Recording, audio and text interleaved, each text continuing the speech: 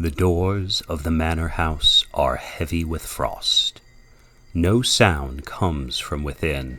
The servants have learned the price of silence over the many years, but shadows flicker behind darkened windows for those with eyes sharp enough to see. A cold wind blows. Heavy ropes creak. Tonight is the longest night of the year, and all must be in readiness. One light burns in the house. The residents of the house do not have much use for light, their duties and tasks unhindered by the darkness. But the Lord has his diversions, and while his one eye, an orb of blue as solid and cold as a cloudless winter sky, can see the path of your story tracing back before your birth, and, some claim, far forward to the part of your story that comes after your death, it still needs light to read his books.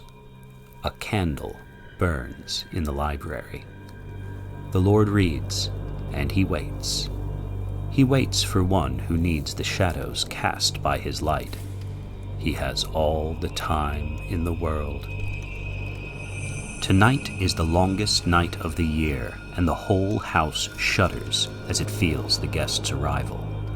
The household and the house are one and the same, of course, and no member of the household more so than the Lord, who feels the guest's arrival in the place where his other eye once sat, the place he always feels the things that do not want to be seen. The house smells of cold winds and dry paper, of sharp things and that almost sacred quiet that can be felt in the air. The guest is warm, like fresh blood, or the breath of the hunt on your neck. They have their own quiet, but it is the quiet you do not notice until it is too late. The Lord sets his book aside. He will find his place again. He always finds what he looks for, and turns to greet his old friend, who lurks, fangs bared, in the shadows. On this day, the Lord doesn't even mind the damage to the floor these rare visits bring. The Lord and the beast share a meal. They have known each other for longer than either has been alive, and they have had this conversation since before stories were told of them. Nevertheless, they enjoy each other's company, speaking of impossible things they have always done, and still mean to do. The Lord sups on the words you reached for but could not find, on the lost years of those who died too soon, and on the forgotten dreams of the most brilliant minds.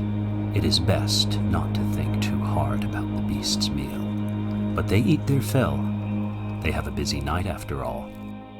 Outside the house, the wind blows colder, and the pale sun dies, eaten by the coming night. Outside the house, eager darkness chases away the last vestiges of day. The Lord prepares for the night. He reaches into the place where he keeps his raiment, his eye lingering on an old shield, an old helm, memories from when life was lived in days instead of always, before drawing out the night's dress. It smells fresh, as it always does on this night. The beast is already prepared, is always prepared.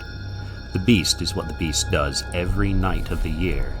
Just this night, they get to ride in the ship. The beast likes to ride in the ship. Outside the house, the wind howls and the sky opens.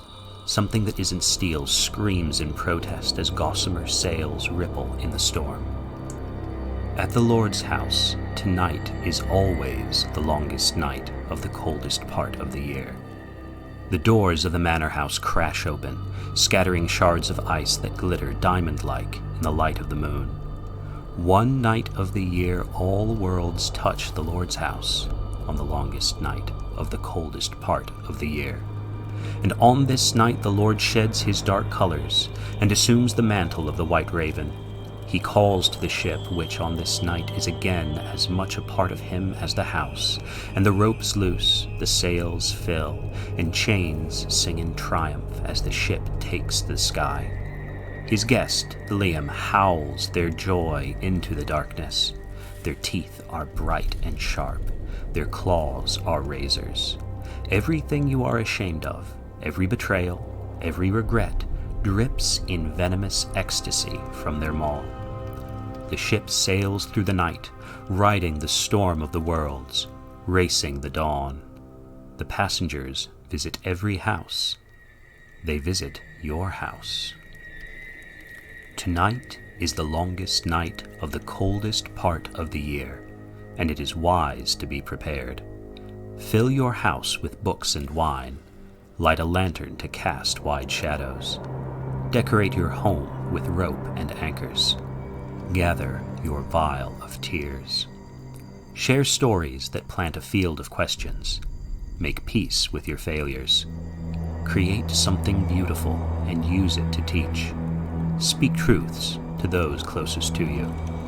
For on the longest night of the coldest part of the year, you will be visited, and you will be weighed, and you will be judged, and you will reap what you have sown.